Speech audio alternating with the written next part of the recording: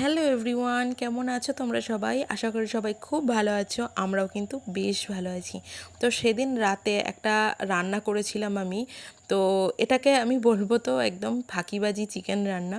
মানে যেদিন আমার একদম কিছু করতে ইচ্ছা করে না, রান্না বান্না করতে ইচ্ছা করে না, সেদিন এইরকম ধরনের একটু যেটায় রান্নায় আর কি ফাঁকি দিয়ে কম, মানে ফাঁকি বলতে কি, কম সময়ের মধ্যে আমি করে ফেলতে পারবো, রান্নার কাছে আগুনের কাছে বেশিক্ষণ থাকতে হবে না, কিংবা কোনো রকম ওই আদা রসুন রসিয়ে কষিয়ে খেতে ইচ্ছা করছে না, সেই রকম দিনে কিন্তু আমি এই রান্নাটা করে থাকি। এটার নাম একদমই ফাঁকিবাজি চিকেন নয়, এটা হচ্ছে কি রান্না সেটা তোমরা ম্যারিনেশন থেকে ঝটপট করে বলে ফেলো, তো আমি ততক্ষণ তোমাদের সাথে একটু গল্প করে নিই। আর এই রান্নাটাও তোমাদের সাথে শেয়ার করার আরও কয়েকটা কারণ হলো, কয়েকদিন আগে আমি এই রান্নাটার না একটা ফটো পোস্ট করেছিলাম, তখন কোনো রেসিপি আমি তোমাদের সাথে কিছুই শেয়ার করিনি, জাস্ট রান্নাটা করছি সেটারই একটা ভিডিও শেয়ার করেছিলাম। সাথে সাথে আমি যখন কমপ্লিট হয়ে যায় রান্নাটা, তখন আমি সেটা সুন্দর করে একটা ফটোও পোস্ট করেছিলাম। তো সেই দেখে অনেক বন্ধু আমাকে কমেন্ট করেছে, প্লাস মেসেঞ্জারে মেসেজ করেছে যে দিদিভাই আমাকে আমাদেরকে এই রান্নার রেসিপিটা অবশ্যই দাও, দেখতে তো ভীষণ সুন্দর লাগছে, রেস্টুরেন্টের মতন লাগছে। আর সত্যি খেতেও কিন্তু একদম রেস্টুরেন্টের মতনই, কোনো অংশে কম নয়। তো সহজেই আর কি বানিয়ে নেওয়া যায়। তো এই রান্নাটা করার জন্য প্রথমে আমি চিকেনগুলোকে মাঝখান দিয়ে না ছোটো ছোটো করে কাট করে নিয়েছি, যাতে সমস্ত মশলাপাতিগুলো ঢুকে যায় চিকেনের মধ্যে। আর দেখলে যে টক দই, একটুখানি ভিনিগার, আর আদা রসুনের বাটা দিলাম। আর এখানে আমি আরেকটা পেস্ট করছি, সেটা হচ্ছে সর্ষের তেল নিয়ে গুঁড়ো মশলাগুলো দিলাম। এর মধ্যে আছে কাশ্মীরি লঙ্কার গুঁড়ো, চিকেন কারি মশলা, আর ধনে গুঁড়ো, আর হচ্ছে অল্প একটু গোলমরিচের গুঁড়ো। এইগুলোই কি দিলাম কি? হ্যাঁ, এগুলোই দিয়েছি।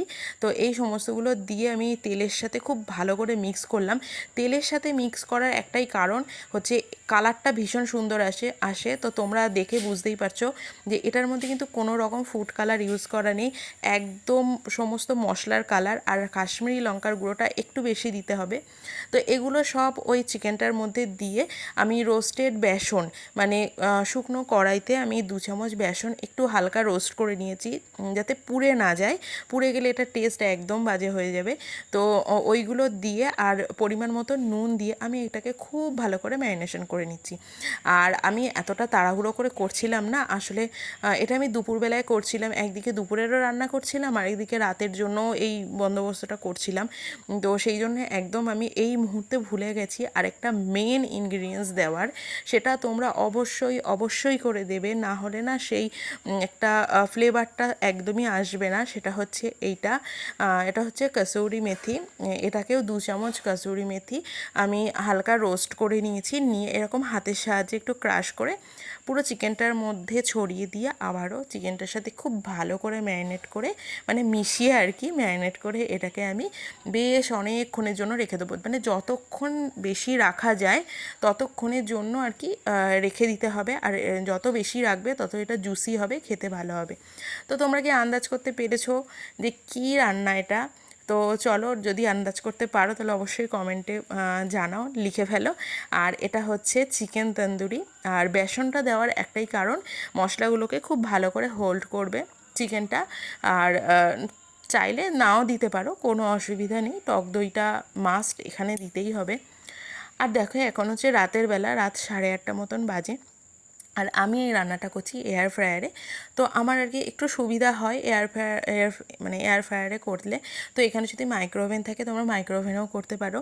আমি প্রথমে ওই বাকেটটাকে বের করে নিই, এটার উপর যে জালিটা থাকে সেটার উপরে অল্প করে একটুখানি তেল ব্রাশ করে নিলাম। নিয়ে আমি চিকেনের টুকরোগুলোকে না এটার উপরে দিয়ে দেবো।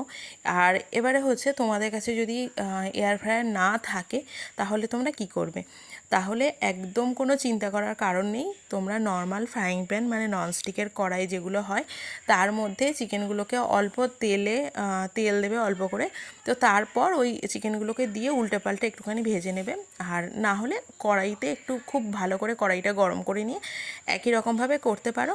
আর তারপর চিকেনগুলো যখন হয়ে যাবে তখন একটা ওই চিমটির সাহায্যে ধরে, কিংবা ওই রুটি শাকা যে জালিগুলো থাকে ওই জালির উপরে চিকেনগুলোকে রেখে আগুনের সাথে, মানে আগুনের উপর একটুখানি ধরলেই কিন্তু স্মোকি ভাবটা চলে আসবে। আর আমি যেহেতু এটা ডিনারে বানাচ্ছি, তো সেই জন্য এটা তো শুধু শুধু খাবো না। তো এটার সাথে প্রথমে ভেবেছিলাম যে রুটি বানাবো, তো তার জন্য আর কি আটা মেখে নিয়েছিলাম, কিন্তু পরে মত চেঞ্জ করে এটাকে বানাচ্ছি পরোটা। তাও আবার চারকোনা পরোটা। এই চারকোনা পরোটা তোমরা কি কখনো খেয়েছো? তিনকোনা পরোটা তো সবাই খেয়েছো, গোল পরোটাও খেয়েছো, কিন্তু চারকোনা পরোটা কি কেউ খেয়েছো? যদি খেয়ে থাকো তাহলে অবশ্যই কিন্তু জানিও। তো আমি কিন্তু এই চারকোনা পরোটা আগে কখনো করিনি, এই আজকেই প্রথম করছি। টেস্টের কোনো রকম পরিবর্তন হয় না, কিন্তু ওই আর কি একটু দেখতে ভালো লাগে, এটাই। মানে বিভিন্ন রকমভাবে খেতে প্রেজেন্ট করলে আর কি জিনিসটা দেখতেও ভালো লাগে। আর সেই জন্যই এই রকমভাবে করা। আর আমি না একটু ওই বাংলাদেশি ব্লগগুলো আমার মানে নিউজ ফিডে আসে, তো সেইগুলো দেখি, ওরা না এই রকমভাবে চারকোনা পরোটা বানায়। তো সেই জিনিসটা দেখে আমার খুব ইচ্ছা ছিল যে করার, কিন্তু আজকেই যে করব সেইটা কিন্তু কোনো রকম কোনো প্ল্যান ছিল না, হঠাৎ করেই। আর এটা কিন্তু কোনো ময়দারও না, একদমই আটার, পিওর আটার। কারণ আমি রুটি করব বলেই এইটা মেখেছিলাম। তো এই যে দেখো আমার একদম চিকেনটা একদম পুরো রেডি হয়ে গেছে।